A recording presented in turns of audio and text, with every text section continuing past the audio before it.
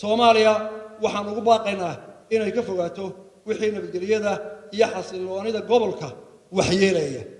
hadalkan ayuu madaxweynaha jamhuuriyadda Soomaaliland mudane Muuse Biixi Cabdi ka sheegay xarunta baarlamaanka dalka jamhuuriyadda Soomaaliland halkaas oo uu ka jeedinayay khudbaddii dastuuriga ahayd ee sanadkiiba hal mar madaxweynaha jamhuuriyadda Soomaaliland uu siiyo golayaasha sharci dejinta ee guurtida iyo wakiilada.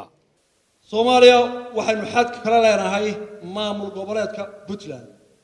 waxaanu u haynaa Puntland walaalnimo, iskaashi iyo nabadgelyo. waxaase maalmaha dambe soo kordhaya ciidamo maamulkaasi ka mid ah oo ka soo gudbaya xadka inoo dhaxeeya falal nabadgelyo darra'ana ka sameeya gudaha Soomaaliland.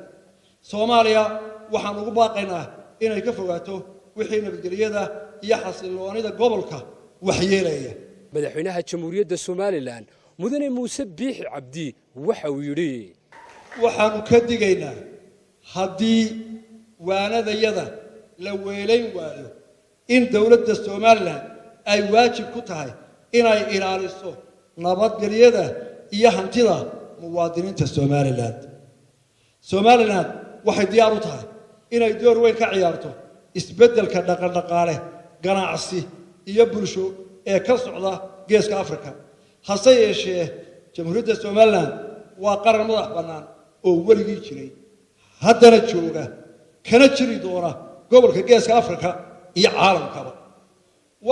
waa qaran ku leh qaybtiisa iyo miisaankiisa isbeddelka ka socda geeska Afrika. cidda Soomaaliland iska ilatirtaa waxay xagaldaacinaysaa isbeddelka iyo horumarka uu beegsanayo geeska Afrika, waxayna si taban u saameyn doontaa horumarka iyo iskaashiga gobolka. Ridwaan Caydiid Ismaaciil Akiid, telefishinka qaranka jamhuuriyadda Soomaaliland, xarunta baarlamaanka dalka jamhuuriyadda Soomaaliland.